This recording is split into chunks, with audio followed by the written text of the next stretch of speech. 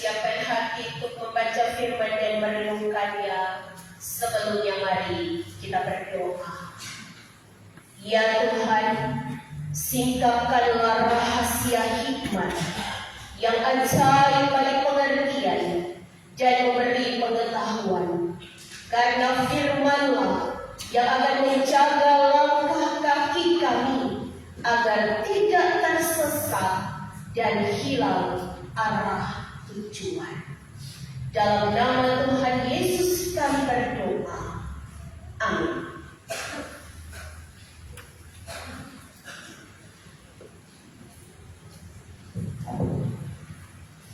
Jemaat yang diberkati dan dikasihi Tuhan kita Yesus Kristus, kita akan membaca firman Tuhan di malam hari ini.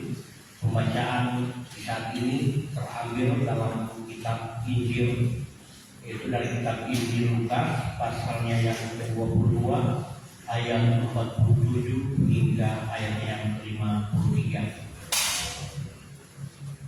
Injil Lukas pasal 22 ayat 47 hingga ayat yang ke-53.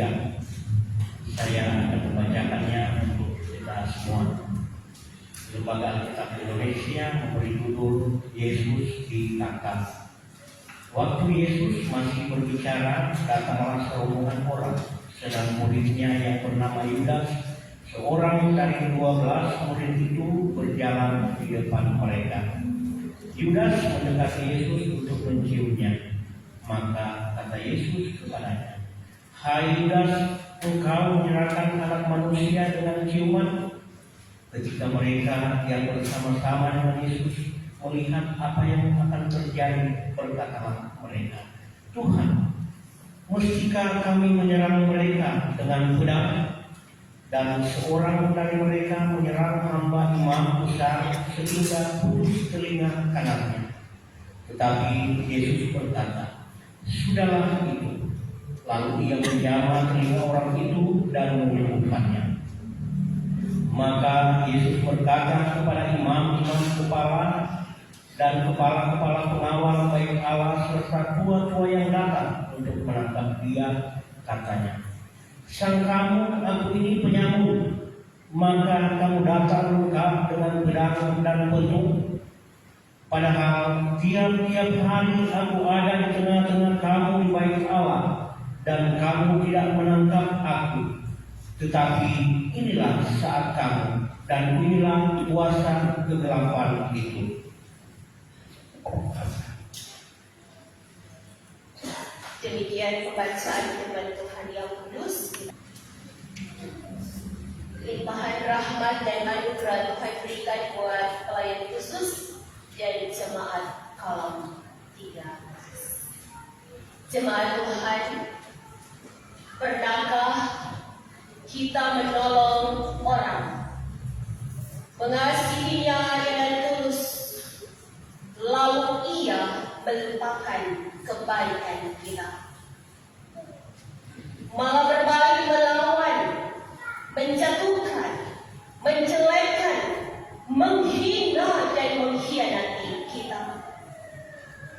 Hidup kita dikelilingi dengan kemunafikan, bukan hanya dari teman, kerabat, tapi juga saudara, bahkan suami, istri, anak-anak kita. Jika saat ini ditanyakan bagaimana perasaan kita, tentu kita semua akan menjawab, pasti kecewa, sedih, sakit hati, marah, bahkan dendam. Maka di penghayatan minggu sengsara yang kelima hari ini, saudara, kita akan belajar dari Yesus yang jauh sebelum kita ada, telah mengalami dan telah merasakannya. Bagaimana Yesus harus berhadapan dengan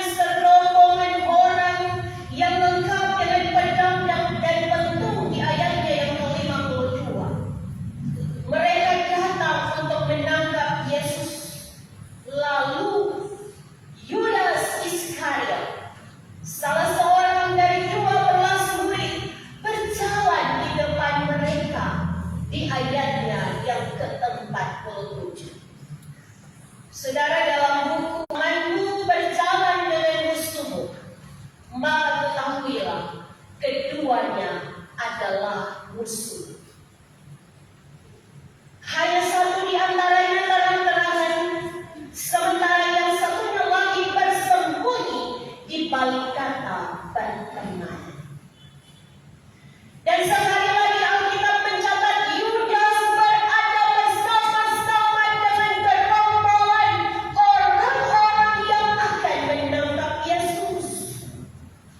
Kalau juga ditanya kepada Yesus, bagaimana perasaan Yesus? Saudaraku, perasaan Yesus diungkapkan dengan dua pernyataan sekaligus pertanyaan. Yang pertama, dicatat oleh Alkitab di ayatnya yang ke-48. "Hai Yudas, engkau menyerahkan Anak Manusia dengan ciuman?" Ada pemulihan, ada perdamaian. Dicatat juga Yusuf ketika ia di Mesir, saudara-saudaranya datang untuk memperoleh makanan dari kelaparan yang dia lalui. Yang dilakukan Yusuf adalah ia mencium saudara-saudaranya. Ada pemulihan hubungan, ada perdamaian antara kakak-kakak Yusuf yang menjual Yusuf kepada saudara. Saudara, tetapi firman Tuhan hari ini berbeda. Ciuman yang harusnya sebuah proses rekonsiliasi dan perdamaian oleh Yudas diperlukan maknanya menjadi sebuah ciuman pengkhianatan. Sebab ia berkata, orang yang akan dicium, dialah dia, tangkaplah dia. Saudaraku, yang kedua, yang menjadi ungkapan perasaan Yesus adalah yang dicatat di ayatnya yang ke-53. Sesuai juga dengan tema kita di minggu berjalan ini, "Sang kamu, aku ini penyamun." Saudara, penyamun artinya begal, artinya perampok, yang berlaku sangat sadis kepada korbannya dengan tidak memandang latar belakang. Orang jaga lihat tuh sekarang jaga dengan, sedangkan tante dia boleh mutilasi dia keponakan demi kawin. Belum lagi berita-berita lain yang terkadang membuat kita tertegun heran. Dan Yesus, saudaraku, ia diperlakukan sebagai seorang penjahat kelas kakap yang paling jahat ketika ia ditangkap setelah ia berdoa di taman Getsemani. Saudara, pertanyaan ini ditujukan kepada 3 golongan. Yang pertama adalah para imam-imam kepala, tokoh agama. Kalau sekarang di gereja Tuhan mereka adalah pendeta, penatua, diaken, guru agama. Lalu yang kedua, dicatat kepala pengawal bait Allah. Kalau zaman sekarang TNI Polri yang menjaga keamanan. Lalu yang ketiga, tua-tua Yahudi, yaitu tokoh-tokoh masyarakat. Kalau zaman sekarang gubernur, wali kota, camat, lurah, kepala lingkungan. Dan kepada mereka Yesus bertanya, "Sang kamu, aku ini penyamun." Saudara, ini adalah ungkapan hati Yesus bahwa ia terluka. Ia bukan hanya mengalami luka luar oleh karena salah seorang murid mengkhianati dia, tetapi ia mengalami luka dalam. Ia sangat terluka oleh karena ia berkata, "Kalian tidak mengenal aku." Setiap hari kita berjumpa di bait Allah, saya mengajar dan hukum Taurat, saya melakukan mujizat, tetapi kalian tidak mengenal aku. Hari ini pertanyaan ini juga datang kepada kita semua, saudaraku.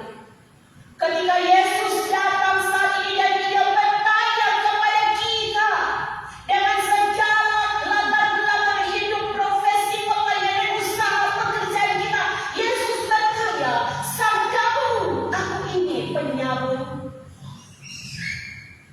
Mengapa, saudara? Sebab sesungguhnya ketika kita berulang kali jatuh ke dalam dosa, berulang kali mencintai dosa, kita sama dengan gerombolan orang yang datang menangkap Yesus untuk melihat mata Yesus. Ia terluka. Ia sangat terluka. Ia sakit hati. Ia sedih. Tetapi hal yang berbeda dan spesial, saudara.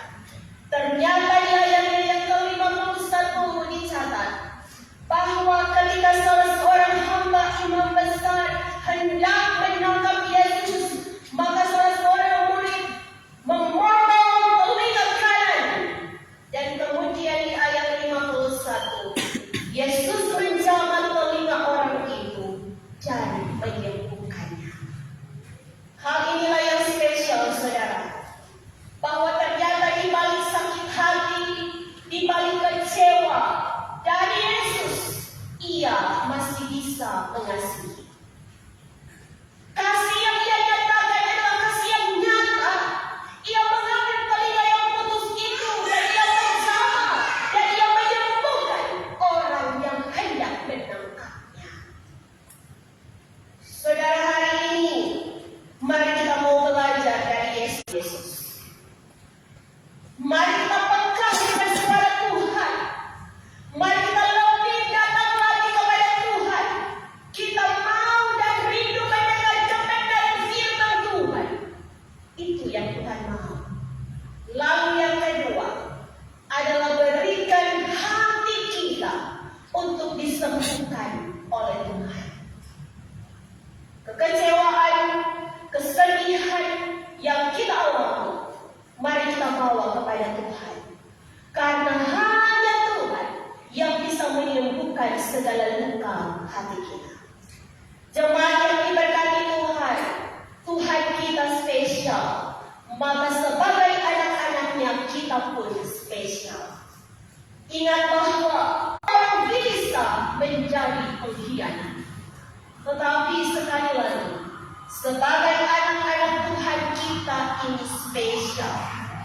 Maka mari, kalau telinga kita telah dijamah oleh Tuhan, hati kita telah disembuhkan oleh Tuhan, maka kita akan melakukan apa yang orang lain tidak lakukan, yaitu mengasihi. Kembalilah dalam hidup kita sehari-hari. Ingat bahwa kasih itu menutupi banyak sekali dosa.